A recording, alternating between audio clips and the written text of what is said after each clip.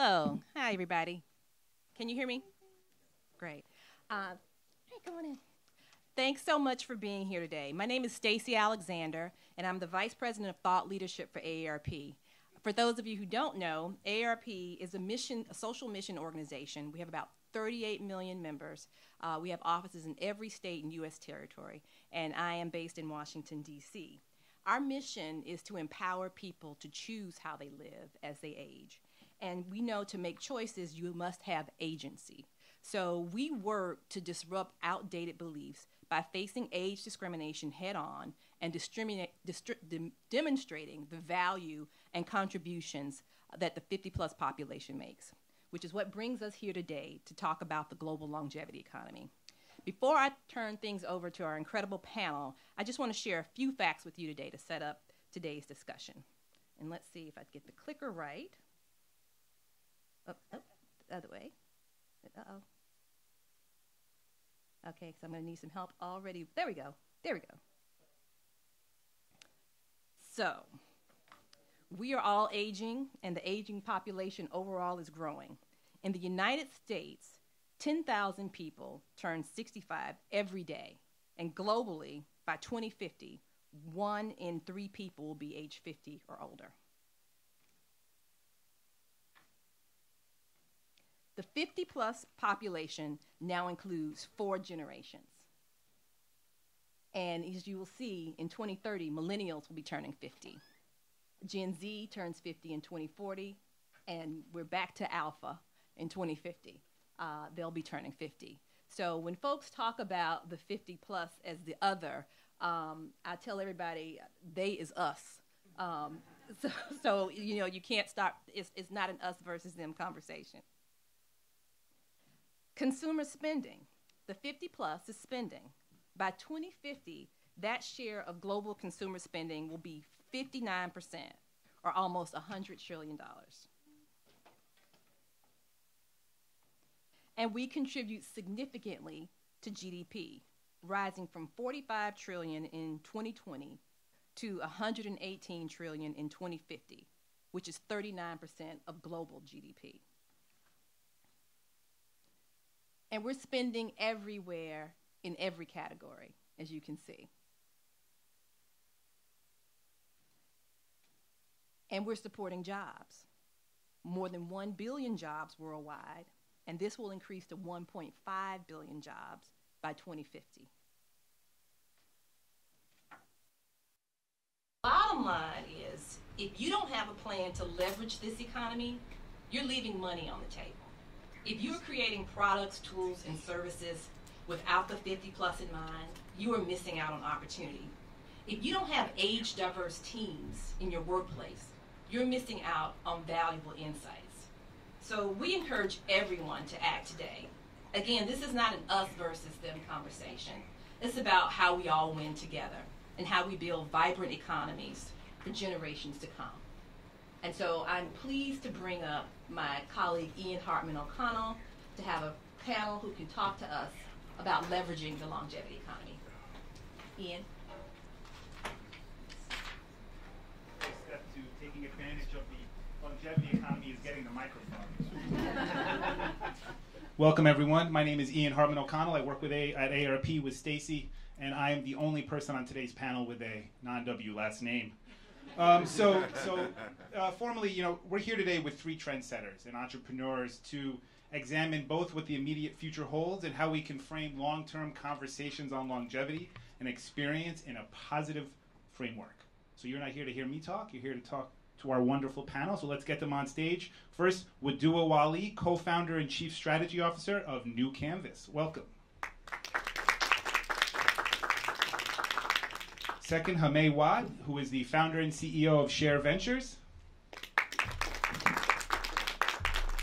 And last but certainly not least, Keita Williams, founder and CEO of Successfully. So we're going to go backwards. We're going to start with Keita. You describe Successfully as an elite accountability practice dedicated to helping entrepreneurs double their revenue and quadruple their impact. It would be great to kick off today's conversation by, you know, what are one or two trends you're seeing with clients particularly as they look to the uncertain economic conditions of 2023? Thank you. That's a great question, and thank you for having me. I think the trends that I'm seeing, especially working with entrepreneurs, is that the conversation around retirement is less about I'm going to definitively retire and looking at life in phases or acts or the next stage of things. So there's less of the I am going to be done working. It is what does this look like for me in the future? So that's one trend I'm seeing. Another trend that I'm seeing is that entrepreneurship is that transition. So that's like a pre-retirement, if you will, like transitioning out of corporate roles into doing the same thing but for themselves as an entrepreneur. And last thing that I'm seeing is the desire to retire a family member. So the spouse doesn't have to work or the parent doesn't have to work. So those are some of the things that I'm seeing in my space. So we'll get into that a little bit later, but Hamet, you've held a number of fascinating leadership roles over the years, and I'm sure that all of the people here in the audience would love to hear about your work at Share Ventures and how you're developing a new entrepreneurial model for building venture scale businesses within the context of what feels like a real moment of transition on a number of fronts here in society. Yeah, no, thank you. Thank you, and nice to see everybody here. I see some familiar faces too. So I have started a few companies and been in a few venture firms, and that experience has been really fun for me. But about 4 years ago now, after I sold a company I started called MoviePass, I was trying to decide whether I was either going to go all in on the venture capital thing or start another company. And I got fascinated with the concept of the venture studio, the venture foundry model. And I also was checking in with myself. When we were talking earlier, I was thinking about what's my purpose in this world? What am I going to really enjoy every single day? And that led me to doing what I'm doing with Share, which is we're a venture lab, a venture studio. We're starting a couple companies a year, but we're entirely focused in an area we call human performance. And that's longevity, health and wellness, the future of work, kind of the stuff we're talking about here. And I get excited to wake up every single day doing that. And I think that's, I've now, as part of what we're doing with Share and every company that we're starting, trying to make sure that the people that we're bringing in to co-found businesses or people that we're hiring, that we find that alignment with purpose in a really efficient way. I just think that that's going to be a much more important part of the overall equation for working and starting companies, and whether you're deciding to be an entrepreneur or deciding to go into a corporation, it's the same thing. It feels like passion's really a theme that's been emerging throughout this morning's conversations. Wadooah, you've throughout your career, you've won awards, and you've had really a passionate focus on creating content. And so how have you adapted to the varying ways content can be delivered to consumers? I'm thinking back 20 years ago, and the new innovation was getting a DVD in the mail, right? And now we're talking about emerging digital outlets and virtual reality. So how do you kind of adapt to those new formats? You know, I think a big part of it is just being born in this generation where we just constantly have these devices plopped in front of us. You know, whether it was cassette player, then it was, you know, like we had the pagers, and so it's, I think that just because of that, you know, like I always had the curiosity and the hunger for new tech and new trends, and you know, what I've learned just in my career is that's also where business can thrive, and that's where communication lives too. And I think that, you know, at the heart of who we are and what, you know, as beings on this planet, it's about communication and content. And so so just, you know, like being able to identify, you know, where those water coolers are, basically, because that's essentially the way I would think about them, is and that's where you can find the storytelling. So I mean, like even right now, I have my my Bose frames because I love being connected and without having things over my ears, and you know, and so I, you know, and I just been listening and watching to the. I mean, I was part of the podcast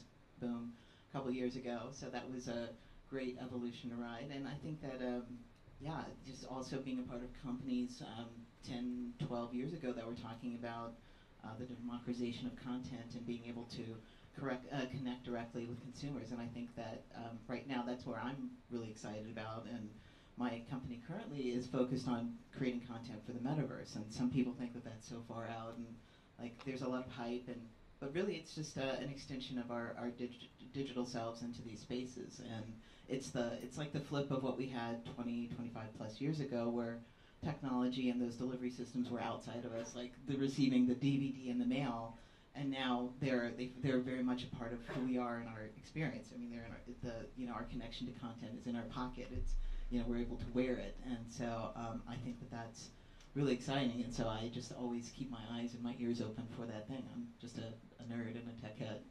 Is anyone doing an immersive podcast where you're actually performing the podcast in the metaverse? Not a podcast in the metaverse, but there have been live performances in the metaverse at South by. A serialized podcast in the metaverse would be dope. Yeah, it would be. It would be awesome. We're something. also playing with some. There's something in our slate with that's dealing with mixed reality. So it does take in, that live performance element, but also actually two things. Because one is an opera. So I mean. So it's like the old becomes new again, and so I'm also one of those people that I still have DVDs at home, still have records at home. I still have my mixtape from 1999. Yeah, that's what I was going to say. Who has a mixtape, mix CD? So I want to throw this out to the panel. One consistent theme we've heard about already, but from all of your careers, is that you were able to successfully make these transitions. Keita talked about different stages. As Staci had the slide about the multi-generational workforce, how have those different experiences improved your work, and how can we get companies and organizations to embrace the value that each generation brings to the workforce? I don't know who wants to start. I'll jump right in. I think that we have to first acknowledge that we have to fill the communication gap between the generations, that when you're thinking Gen X, Gen Z, and the baby boomers all in one space working together, that we have to acknowledge that we communicate differently, right? So we have to close that gap. And I think that really reinforcing that the economic impact of having a multi-generational workforce, you can transform a business by embracing that, right? I do think that there is something to be said about celebrating the process of aging. And I know that we're going to talk more about this later on, but I remember being crestfallen when I didn't get 40 under 40. I was nominated, I was crestfallen. But I was 39 and it was the cutoff. I didn't get it. I know I don't look a day over 27, I'm sorry. Let me preface that. But that there is a celebration in the aging process. And I'd love to see more 45, the top 45 over 45, or the conversation of you have options. The woman I am now, I have options. I can do whatever I want, and I'm dangerous. Right? Because I can do whatever I want. I have the experience, I have the confidence. And so we need to celebrate more of that. I hope that I answered that question.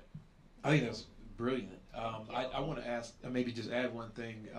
I'm just curious in the audience, how many folks are entrepreneurs? Okay, so disproportionate percentage. Okay. I don't know if we're all tracking this, but I think what's happening in the world of artificial intelligence, as frankly as recently as last week, is nothing short of amazing.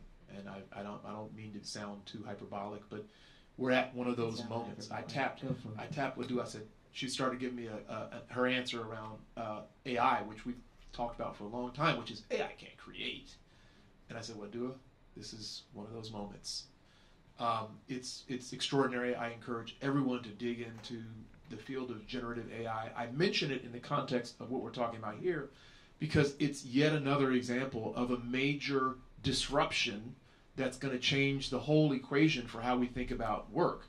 First, it was the pandemic. Well, there's obviously been lots of disruptions over the years, but the big one's the pandemic. It's changed the way we think about work. Now we're all remote and hybrid, and that's changing the way we think about culture. Then we had civil unrest, and that's a major disruption in the way we think about diversity and inclusion. Then we had a massive economic downturn that we're facing, changing the way you configure work, the way you think about jobs. You have, quiet quitting, and you have languishing, and you have the study that Gallup released earlier this year talking about the fact that we are the most unhappy planet since they started doing the survey.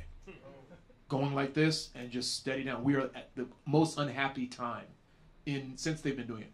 So a lot of crazy things are happening. To get to your question, I think one of the most understated things or skill sets or ways of being is humility. I can't state it enough, because what the challenge that prevents younger people from embracing all generations into the workforce oftentimes is a function of arrogance or thinking that there's no value, but everything's getting changed every other day, and so you never know when or who you're going to need. I think in this world of AI, and then I'll shut up, I think in this world of AI, the experience is the most important thing. I actually caught myself, because I'm in the process of hiring a chief of staff, and I'm looking for these young folks that come out of McKinsey and BCG and Goldman Sachs that can do incredible summarization and analysis, and they can do it really fast.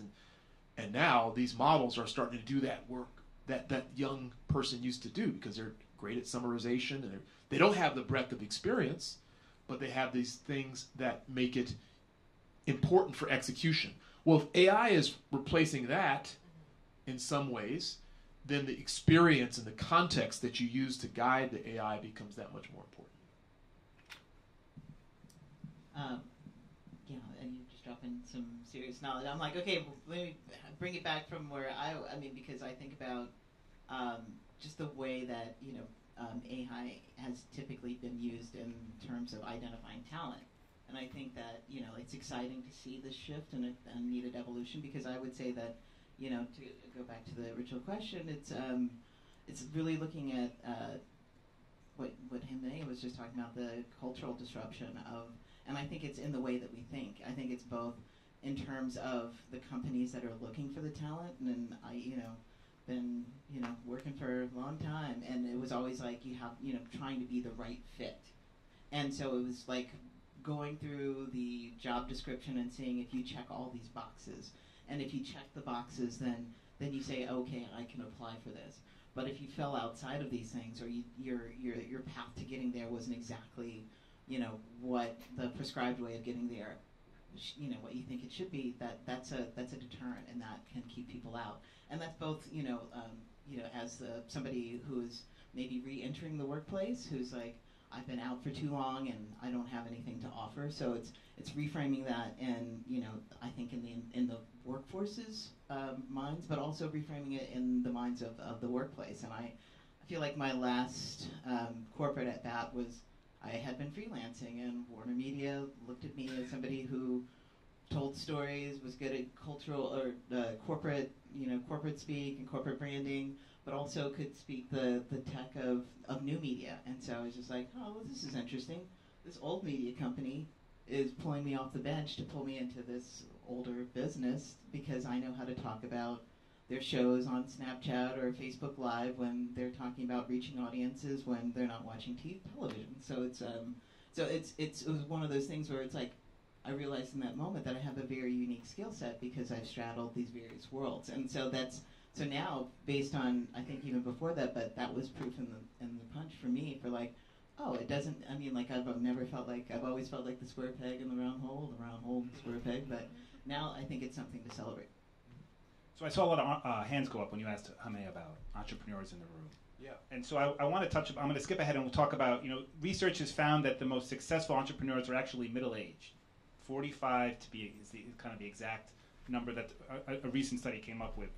How can we highlight this important contribution and kind of dispel the myth that all successful entrepreneurs are young, and that people with experience can help build teams, grow business, and kind of build upon the experience that all three of you have highlighted here?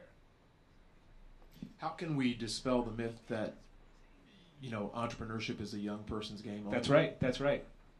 And that you bring this experience that you brought to Warner Media, you can kind of bring in growing a business or starting new teams. Yeah, with the objective being just to increase the amount of investment and the amount of support that more senior entrepreneurs get. That's right. Yeah, I think that that certainly the data speaks for itself, and I think I think in today's age, especially as the economics get a little tighter and investors start to become more mindful of people that have been through downturns before and have lived through, they call them wartime CEOs. I think there's going to be some natural sort of appreciation and understanding for that kind of experience. To highlight it more, maybe to highlight the value of the case studies of entrepreneurs that were able to thrive in previous downturns, and the companies that were built during downturns, which we know are there's a disproportionate number of successful companies that actually got started during recession. So, the optimist in me is getting excited because we know that there are going to be some very big companies that are being formed right now.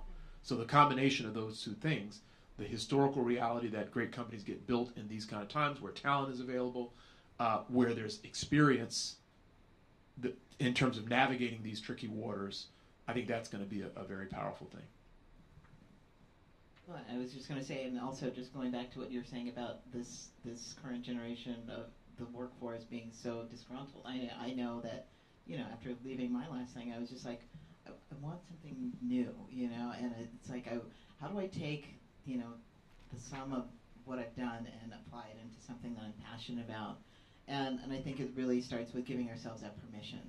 And I think that's, as we get older, we give ourselves more permission. Like when we're younger, we're waiting for that permission to come down the mountain from other people. And so once we've been in the workforce and been doing things for a while, it's just like, I'm going to give myself permission to step out of this and try this. And, I have the experience. I now have the contacts. I mean, it's like we're even more set up to succeed than we would be if we were in our 20s. And I, know from having, been in San Francisco with the first .com boom, that was one of the things I was really excited about coming from Florida, seeing so many young people just with ideas and energy, but, like shortly thereafter there was a lot of that just petered out. And so it's, like for me, I mean, I'm really excited to not just be witnessing this big boom and ideas and find myself in these spaces where I'm not just the old lady in the room anymore. There's other old ladies in the room, but and I just think you are not an old lady. I rebuke that statement. No, I just own it because being in this having that experience of being in this four generation workforce. I mean, working with 20-year-olds and 30-year-olds, and then working with people that are outside of their 40s. It's definitely I found myself just like, wow, even reference things that I would find funny, and I was saying something about Flintstones, and somebody just looked at me like, I had no idea. Like, what are you and I was talking like, about? the Flintstones, and it's like, no, and so I had to rewire my cultural references, the way that I was doing for the older set, and it's just something that I'm very mindful about whenever I enter spaces now. And so to add to that, and this is probably a whole different direction than you want to go, but the idea with the 45 and up entrepreneur going for scale, that sort of thing, I think that it lends itself to dismiss the idea of grind culture, that you have to work these long hours and you need to live in your office, or you have to create all this sacrifice and couch surf and all this other stuff. When you have experience, you know how to do things better. And you have your priorities and your boundaries. I'm not working like that. I'm not. And I'm just as successful as I want to be. So I think that you're giving yourself permission to take your time. I take my time. I work 25 hours a week, y'all, and have an attitude if I work a 40-hour week. Full attitude. It's coming up on team meeting. But the idea that we can have these high performance companies, that we can create culture within those companies that have an impact without, the WeWork model of grow fast, have this unicorn, and you put yourself out there and, you're supposed to run it till the tank is empty. That's not necessary. And I think when you have experience and life experience, the way that you even analyze risk is totally different than the jumping that I would do as a 24-year-old is totally different than the jumping I will do as a 43-year-old. And I'm sure it's going to be better in my 50s, right? And so I think that I'm excited to see a new crop of older VC-backed CEOs that are going to disrupt the way startups work, right? That it's going to be less of this burn your team out, churn and burn, build these unicorns. It'll be more thoughtful. That's my 2 cents. So can I follow up on that really quickly? Go 'Cause up. I want to. What Wadooah said was really interesting about communicating with different generations, and I'm just wondering about what you're talking about. You may say from our collective experience, you know, the burn and grind is something you want to move forward from. But how do you talk about to someone who might be looking forward to this idea of this kind of like idealized entrepreneur experience? Oh, well, you know that's not necessary. I didn't ask you to spend the night at the office. And no one asked you to, right? And I think reframing that, you know, what it takes to build a business versus what you think it takes, right? Like, you don't have to buy into those notions. Like, you can create this space so that you're in ease and flow. And that's something I work with my CEOs on is ease and flow. You know, you get a lot further when you're ease and flow than push. I like that framing, and I'm actually going to offer. I do all day. Okay, good. And you had that PR background. And I have my best point. Yeah, I would say a couple things. One is I absolutely agree with sort of the intentional approach to company building and understanding that it's a marathon, and understanding that you expose yourself to different types of risks when you're running the company too hard. I will offer another perspective, though. I think that these two things can coexist, but it's a trend that concerns me as an entrepreneur and a founder, and that is the overcorrection of that.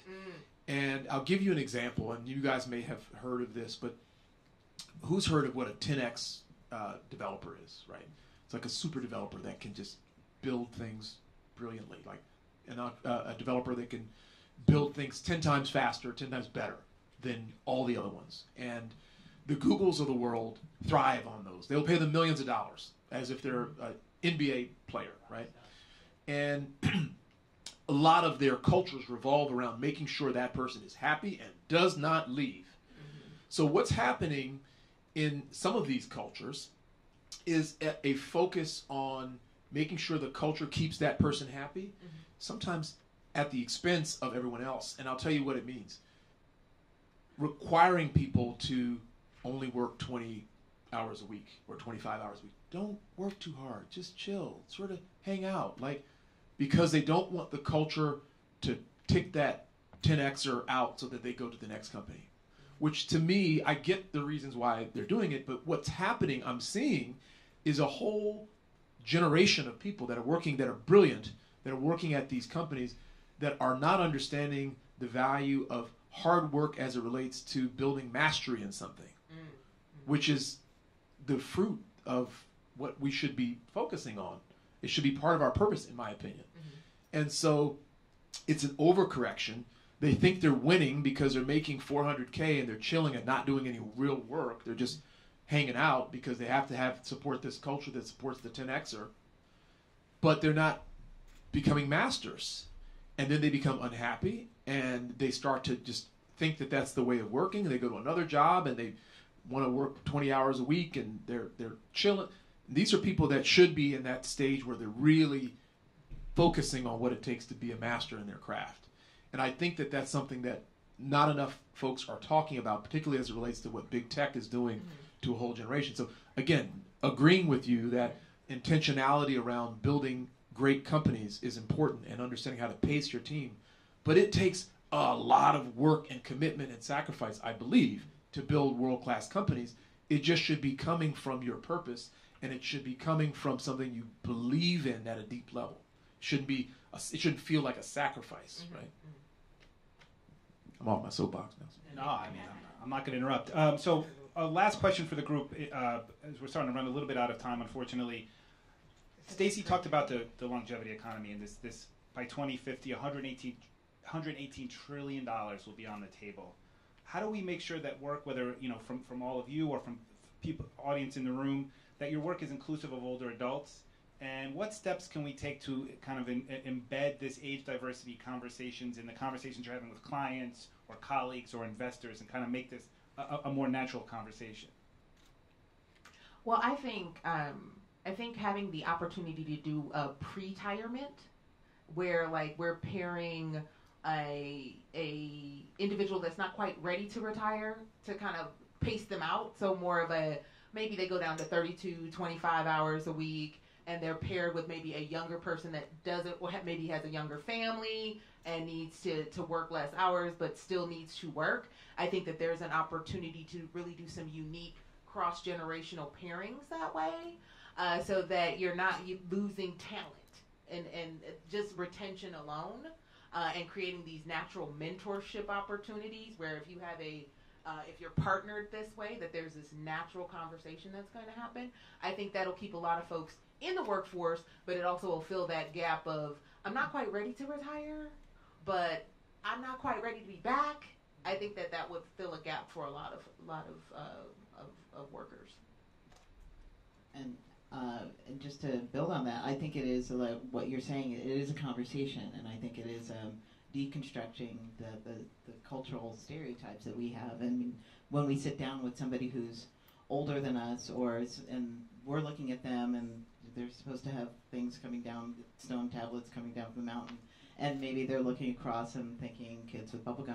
I think we all have something valuable to contribute, and I think that, in that model, to me, it would be the equalizer would be you both have a voice, you both are bringing something to this pairing, and I think that's how you really rise and get ahead, and it's just understanding and seeing the value of people and tossing out I'm not going to listen to you because you just got out of college, and that's just as bad as somebody looking and saying, well, you've been around since, the wheel, and I don't know, anything I can learn from you, I can learn from the internet. And I think that that's not a real conversation, and that's a missed opportunity.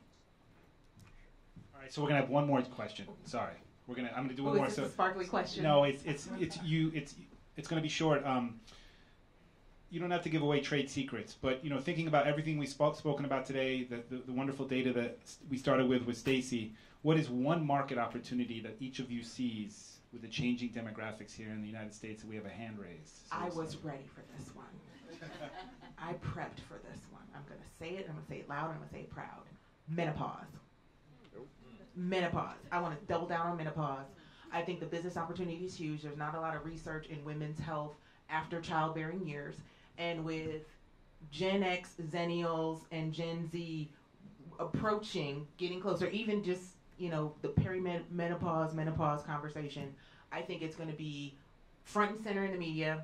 I think we're going to see more products and more innovation around serving women at that stage. That is what I'm jazzy pants about.